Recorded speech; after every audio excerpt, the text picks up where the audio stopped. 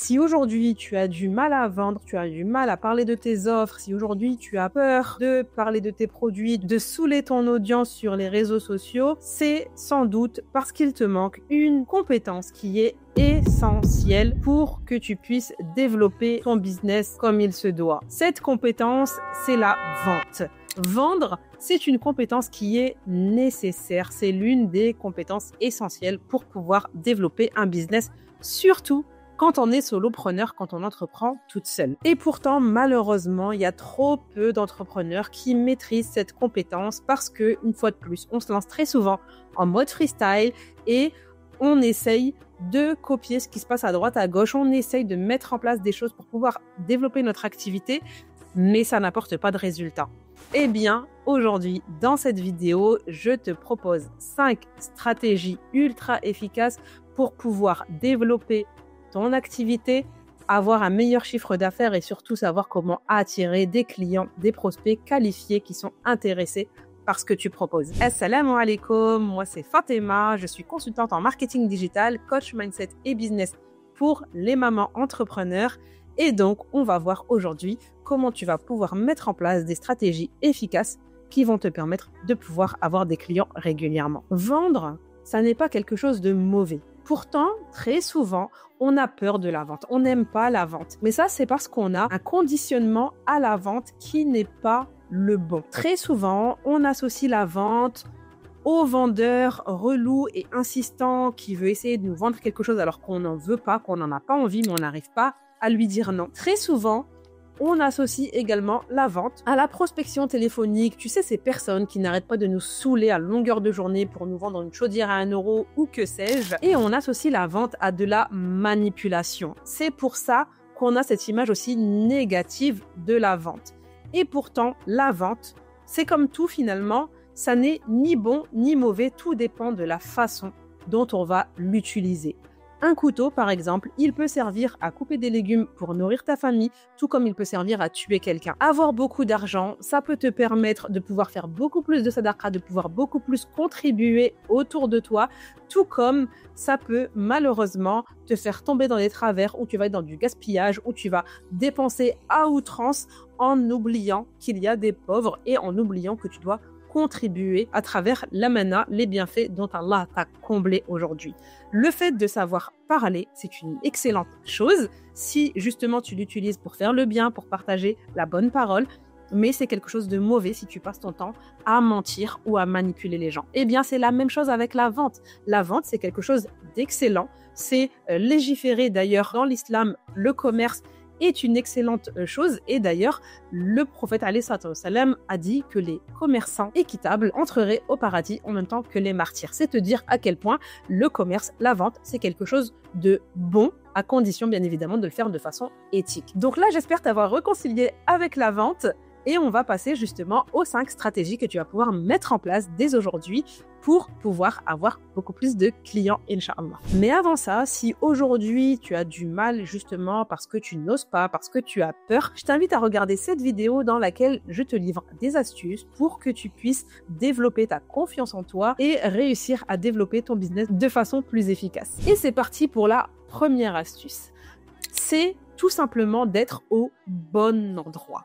Très souvent, quand on se lance dans une activité, on choisit le réseau social par rapport à nos affinités ou alors par rapport à l'efficacité potentielle que ça pourrait nous apporter. Par exemple, aujourd'hui, on voit beaucoup d'entrepreneurs qui se lancent sur TikTok en partant du principe que c'est beaucoup plus facile de percer sur TikTok, que c'est beaucoup plus facile de pouvoir avoir beaucoup plus d'abonnés, beaucoup plus d'interactions et donc, eh bien, on va partir du principe que comme ça peut nous permettre une croissance plus rapide, d'avoir plus d'abonnés plus facilement, on va aller sur ce réseau-là. Mais à quoi ça sert d'avoir 100 000 abonnés sur TikTok si tu n'en as aucun qui achète tes produits? Vraiment, c'est essentiel d'aller sur le réseau social dans lequel est ta cible. Ça, c'est ce qui va te permettre de pouvoir développer ton activité. Et ce qu'on veut, c'est pas des abonnés, c'est du chiffre d'affaires, c'est des clients. Donc, tu vas déterminer où se trouve ta cible, où se trouve ton audience pour pouvoir vendre tes produits. Par exemple, si tu as une cible qui a plus de 50 ans, plus de 60 ans, potentiellement, elle sera beaucoup plus sur Facebook que sur TikTok. C'est logique. Si tu proposes, par exemple, des vêtements dans la modest fashion, tes clientes seront plus facilement trouvables sur TikTok ou sur Instagram. Et donc, c'est intéressant pour toi de mettre en place une stratégie, soit sur TikTok, soit sur Instagram, selon justement le sondage qui va te permettre de déterminer où se trouve ta cible et de développer avec en plus une stratégie Pinterest qui va te permettre de pouvoir développer une visibilité et diriger vers tes différentes offres, vers ton site internet pour pouvoir décupler tes ventes, Inch'Allah. Si tu es freelance et que tu proposes donc tes services aux entreprises, il est beaucoup plus logique et tu as beaucoup plus de chances de trouver tes clients sur LinkedIn ou sur Instagram que d'aller sur TikTok, par exemple. Donc, tu dois bien choisir le réseau social dans lequel tu vas être le plus présent. Donc, c'est très important de choisir le réseau social dans lequel tu vas être la plus présente parce qu'il ne faut pas que tu t'éparpilles dans plusieurs réseaux différents. Ça va malheureusement te faire perdre en efficacité. Il vaut mieux que tu focuses sur un ou deux réseaux dans lesquels tu vas publier en cross-postage, donc dans les deux en même temps via des outils comme Buffer ou Metricool par exemple. Et tu peux même aller plus loin en mettant en place une stratégie qui va te permettre d'aller attirer les clients directement à toi. Ce que je t'invite à faire dès aujourd'hui, c'est de chercher des groupes, des forums où ta cible se trouve. Donc, par exemple, sur Facebook, tu vas aller sur des groupes qui sont en rapport avec ta thématique où tu sais que ton audience se trouve, ou tu vas aller sur des forums sur Internet. Par exemple, si tu es dans la thématique de la thérapie, pourquoi pas aller sur Doctissimo ou sur auféminin.com pour pouvoir poster des questions qui sont directement adressées à ton audience, qui va faire qu'elles auront envie d'interagir et où toi, tu vas pouvoir justement en fait rebondir en message privé et pouvoir par la suite leur proposer ton offre. Donc, ta mission, ça va être de faire ça. Donc, choisis 5 groupes ou forums dans lesquels tu vas pouvoir être présente. Pose une question et interagis avec toutes les personnes qui t'auront répondu. Cette stratégie, tu peux la mettre en place une fois par jour pour pouvoir attirer constamment des prospects qualifiés vers tes réseaux ou vers ton site internet. La deuxième chose, ça va être de créer, de fédérer une communauté autour de toi. Parce que le fait de créer une communauté, ça va te permettre de tisser un lien de confiance et de créer une connexion avec ton audience. Et ça, c'est primordial parce que c'est ce qui va faire acheter, Inch'Allah. Les gens achètent chez ceux qu'ils aiment ou chez ceux avec qui ils ont des points communs. Et donc, avec qui une connexion s'établit littéralement. C'est d'ailleurs la raison pour laquelle tu choisis d'aller dans tel supermarché plutôt que dans tel autre. Et c'est la raison également pour laquelle tu préfères porter telle marque de vêtements plutôt que telle autre. Eh bien, c'est exactement la même chose pour ta communauté. Et pour pouvoir justement fédérer cette communauté, ce que je t'invite à faire, si ce n'est pas encore le cas, c'est de te créer un groupe qui va être réservé exclusivement à tes prospects. Ça peut être un groupe sur WhatsApp, Telegram, Facebook, à toi de choisir, mais dans ce groupe, tu vas pouvoir justement créer une connexion, partager un peu des feedbacks, ton ressenti, ton mood du jour, poser des questions à ton audience et leur proposer des astuces en exclusivité. Et ce lien qui va être tissé au fur et à mesure va faire que les personnes vont vouloir acheter chez toi et pas chez le concurrent. La troisième stratégie, c'est de donner pour recevoir. Très souvent, on n'a pas envie de dépenser, de gaspiller de l'énergie et du temps inutilement. Mais tu dois prendre conscience que le fait d'utiliser du temps et de l'énergie pour connecter avec ton audience, pour leur apporter de la valeur, ça n'est certainement pas du temps perdu. Bien au contraire. Donc, propose du contenu gratuit, que ce soit via tes réseaux sociaux, mais aussi à travers un freebie. On appelle également ça un lead magnet. Donc, ça va être, par exemple, un guide, une vidéo qui va donner des astuces, des méthodes simples, rapides et actionnables immédiatement à ton audience pour qu'elle puisse justement découvrir ton expertise, ta façon de travailler, qu'elle voit un petit peu justement où tu peux l'emmener à travers ces petites techniques, ces petits conseils qui vont lui permettre d'avoir du résultat et qui vont lui donner envie d'aller plus loin avec toi, Inch'Allah. Mais attention, il faut que ton intention soit sincère, que ta démarche soit sincère. L'objectif premier, ça n'est certainement pas de vendre.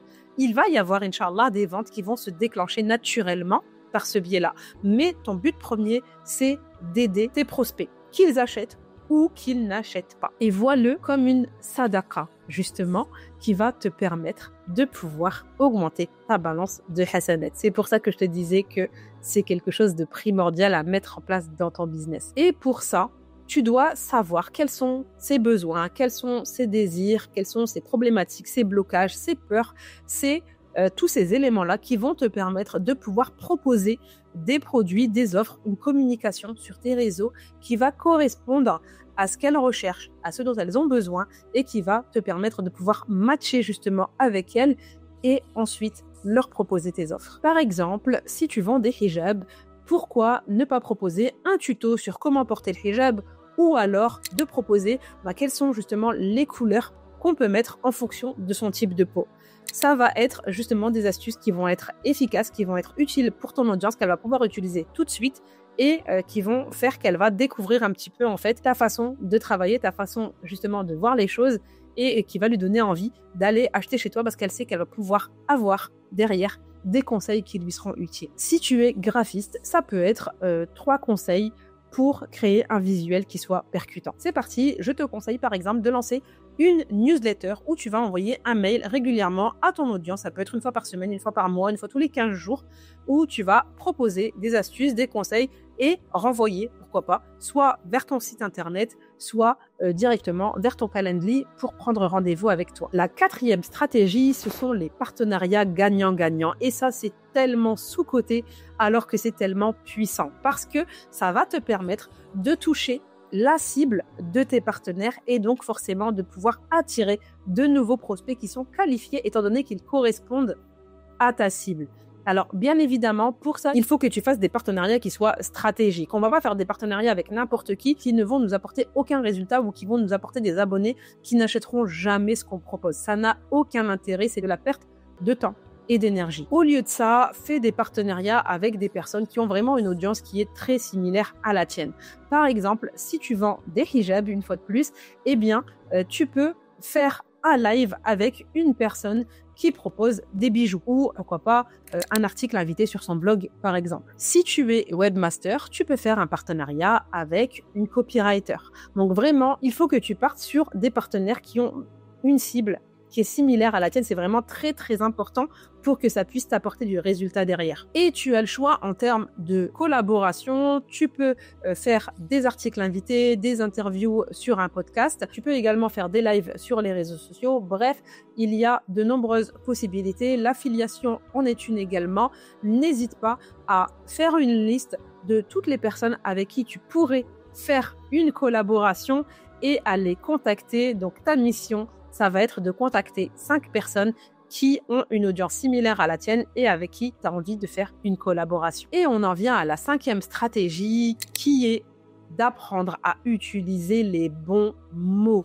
Ça, c'est un élément qui est essentiel pour que tu puisses vendre de façon efficace. Parce que très souvent, quand on est entrepreneur, on a envie de mettre en avant notre expertise. On a envie de mettre en avant le fait qu'on maîtrise notre sujet parce qu'il y a toujours ce fameux syndrome de l'imposteur qui vient nous polluer l'esprit et qui malheureusement nous met face à notre manque de légitimité qui est complètement infondé et qui malheureusement t'empêche de pouvoir avancer dans ton business. Donc vraiment, il faut que tu apprennes à communiquer de la bonne façon pour que ça puisse, Inch'Allah, t'apporter du résultat. Garde en tête une chose essentielle. Les gens n'achètent pas par raison, ils achètent avec leurs émotions.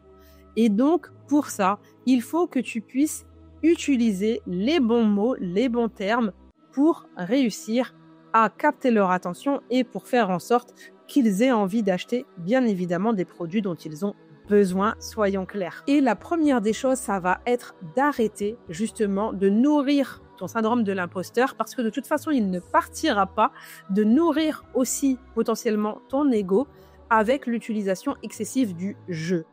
Arrête d'utiliser le « je », mais utilise plutôt le « tu » ou le « vous » selon comment tu parles à ton audience. Donc vraiment, ça va changer du tout au tout. Par exemple, quand tu proposes une offre, en règle générale, tu vas dire « je te propose tel ou tel service, je te présente telle ou telle offre ». Eh bien, à la place, essaye plutôt ça. Voici ce que tu vas découvrir dans telle offre, d'accord?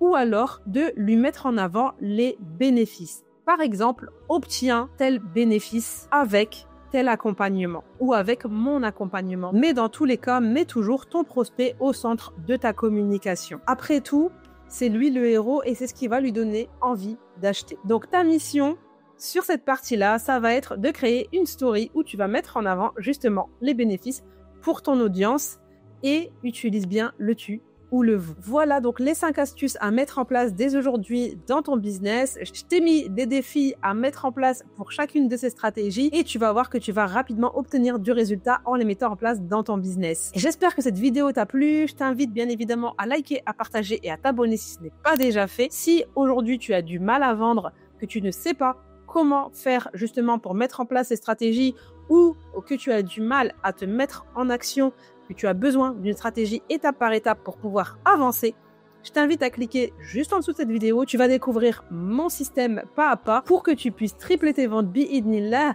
en mettant simplement en application mes conseils. Clique sur le lien juste en dessous de cette vidéo. Merci d'avoir regardé jusqu'au bout. Fi amanillah. Assalamu alaikum.